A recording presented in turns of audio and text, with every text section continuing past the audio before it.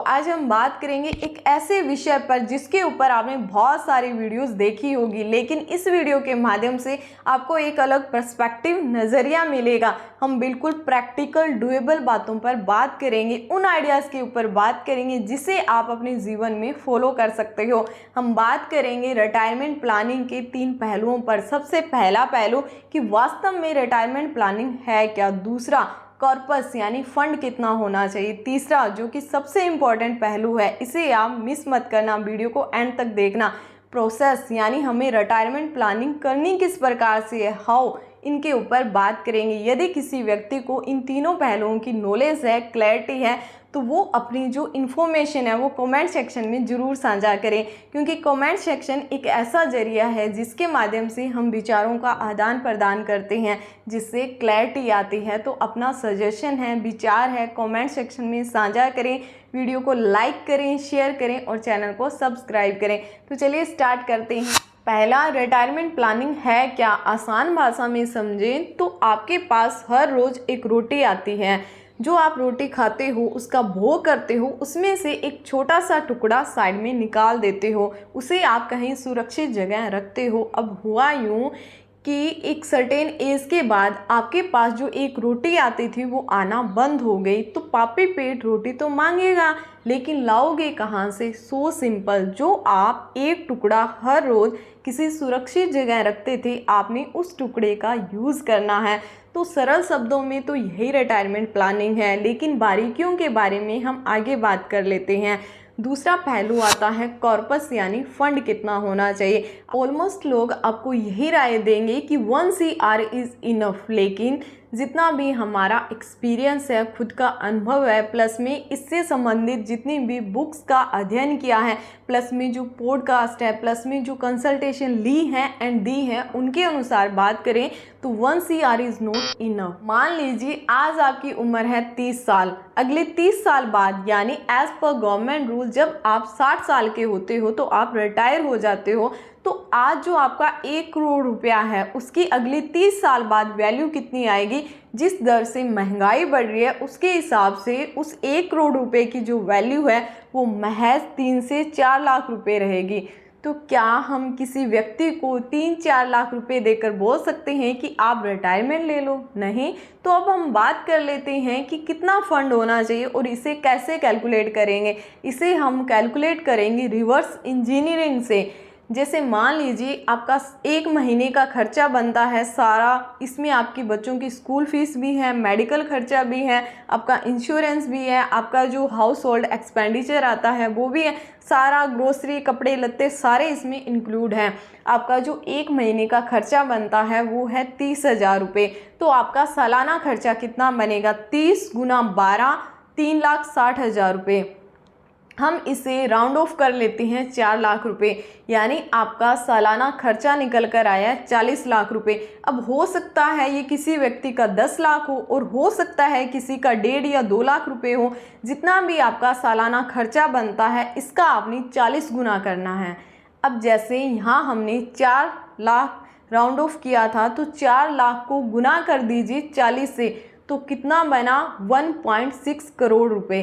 तो आपके पास यदि 1.6 करोड़ रुपए है तो आप रिटायरमेंट प्लानिंग की सही स्थिति में हो। अब हम बात करते हैं कि ये जो आपका पैसा है ये अकाउंट में होना चाहिए या किसी एसेट क्लास में। तो ये आपका पैसा अकाउंट या सेविंग किसी FD में नहीं होना चाहिए, ये आपका पैसा होना चाहिए किसी एसेट क्लास में। और आपका जो ये 1.6 करोड़ रुपए हैं इसके ऊपर आपको सालाना 2.5% यानी 2.5 की दर से आपके पास कैश फ्लो आना चाहिए, जो कि किराया हो सकता है।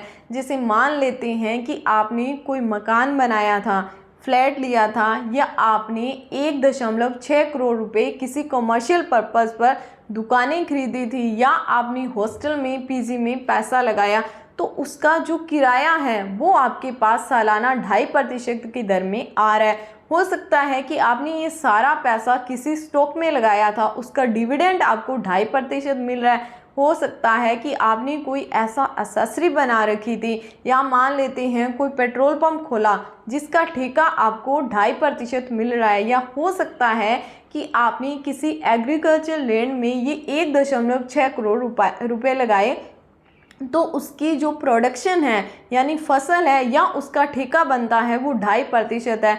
तो मोटी मोटी सी बात ये है कि आपके पास जो भी आप एसेट बना रहे हो उसका 2.5% सालाना पैसा आना चाहिए। क्यों? क्योंकि जो आपका खर्चा है, हमने पिछले एग्जाम्पल में बात की थी, वो बनता है आपका 4 लाख रुपए। तो 1.6 करोड़ का यदि आप 2.5% निकालते हो तो वो भी 4 लाख रुपए बनेगा। तो यहाँ 4 लाख रुपए आपका खर्चा था, यहाँ 4 लाख रुपए आपके एसेट है, उसका 2.5% कैश फ्लो आ रहा है। तो इस चीज़ ने इसको बैलेंस कर दिया, ये दोनों चीज़ें बैलेंस होगी। जो आपने एसेट बनाया है यानी 1.6 करोड़ का एसेट बनाया है, मान लेते हैं आपने मकान बनाया था, तो मकान है उसका किराया आपके पास सालाना 4 लाख रुपए आ रहा है। लेकिन जो मकान है उसका डिप्रिसिएशन तो होगा, लेकिन उसकी वैल्यू आज 1.6 करोड़ है, तो अगले 30 साल बाद क्या 1.6 करोड़ ही रहेगी? नहीं, क्योंकि जिस दर से महंगाई बढ़ रही है तो इस भूमि का रेट भी उसी दर से बढ़ेगा, उससे प्लस हो सकता है लेकिन माइनस नहीं होगा। तो ये सारी चीज़ें बैलेंस हो जाएगी। तो ये वो स्थिति है, रिटायरमेंट ले सकता है। लेकिन मेरा आप सभी से क्वेश्चन है कि मान लेते हैं जो एक व्यक्ति ने 1.6 करोड़ रुपए बनाए थे, यदि उसके वो पैसे एफडी में हैं, तो क्या वो रिटायरमेंट लेने की सही स्थिति में है? अपना सुझाव अनुरोध है कमेंट सेक्शन में ज़रूर दें। अब हम बात करते हैं प्रोसेस के बारे में, जो कि मैंने पहले ही बताया था कि ये पहलू सबसे इम्पोर्टेंट है। मेरे अनुभव के अनुसार से जो हमारी रिटायरमेंट प्लानिंग है उसमें 3 चीज़ें होती हैं। पहला आता है आपका आपके स्पाउस के साथ रिलेशनशिप, यानी पति पत्नी के बीच का संबंध। दूसरी चीज़ आती है आपका स्वास्थ्य, आपकी हेल्थ। तीसरी चीज़ आती है आपके पास पैसा, यानी आपका फंड। जैसे हम यहाँ 2020 में न्यूज़ आई थी, करनाल में एक मॉडल टाउन में तलाकशुदा रिटायर्ड टीचर रहती थी, तो उसकी जब मृत्यु हुई ओल्ड एज के बाद, तो वो बहुत ही उसकी बॉडी थी बैड कंडीशन में पाई गई। किसी पड़ोसी ने बताया कि यहाँ इस एरिया में बहुत गंदी बदबू आ रही है, तो हो सकता है कि ऐसा हो। तलाकशुदा थी, पैसा बहुत था, मॉडल टाउन में बड़ी सारी कोठी थी। मार्च में भी इसी प्रकार की न्यूज़ आई थी, वो भी रिटायर्ड टीचर थी, भी अपना अच्छा खासा मकान था, लेकिन दोनों जब मृत्यु हुई थी बहुत ही बैड कंडीशन में थी, उनके पास कोई नहीं था। तो मुझे लगता है कि ऐसे जीवन का भी कोई फ़ायदा नहीं है, कोई मज़ा नहीं है। तो आपका आपके स्पाउस के साथ अच्छा रिलेशनशिप होना चाहिए।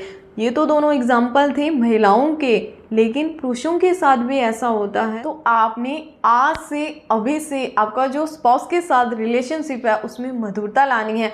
होता क्या है कि लड़कियां अपनी लाइफ में बिजी हैं, अपनी यार दोस्तों के साथ, अपनी माताओं के साथ, अपनी बहनों के साथ फ़ोन पर घंटों घंटों बातें करती हैं। ये रियलिटी है, आप सभी को पता है, कोई बुराई नहीं है, किसी को नीचा नहीं आंका जा रहा। एंड पुरुष क्या करते हैं, जो भी खाली समय बचता है अपनी यार दोस्तों के साथ, तो दोनों अलग अलग दिशाओं में चले गए। अलग दिशाओं में नहीं जाना है, आपने कंबाइन होना है।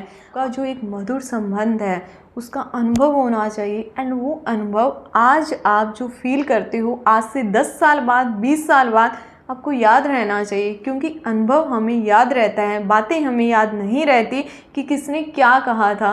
तो आप वो अनुभव बनाएं, ऐसा रिश्ता बनाएं, ऐसा प्यार बनाएं कि उसमें अनुभव को महत्वता दी जानी चाहिए। एक दूसरे के जो इमोशंस हैं उनको समझने का प्रयास करना है।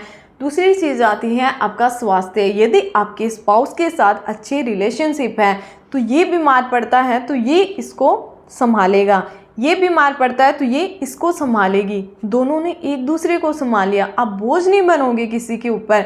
जैसे इसके ऊपर आई थिंक 1997 में रूही का बोझ मूवी आई थी, बहुत इंटरेस्टिंग मूवी है। आप एक बार मेरे कहने पर इस मूवी को ज़रूर देखना, आपको क्लैरिटी मिलेगी, आपको मज़ा आएगा, आपको सच्चाई का पता चलेगा। सच्चाई कड़वी है लेकिन आपको पता ज़रूर चलेगा। तो रूही होती है ना, उसका कंपैरिजन किया गया है बुज़ुर्गों के साथ। अब होता क्या है कि जब कॉटन हमारी सूखी होती है तो उसमें वज़न नहीं होता, वो है हमारी 30-40 की उम्र।